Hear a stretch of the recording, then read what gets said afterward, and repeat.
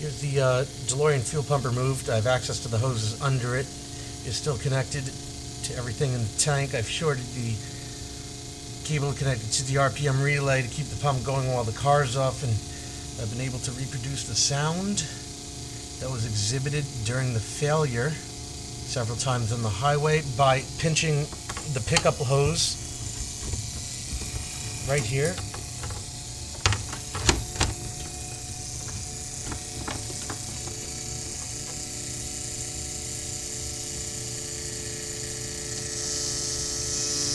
And that's the sound that I got.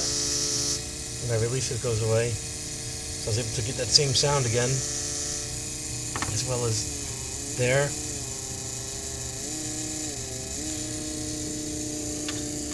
I'm going to have to replace that unit.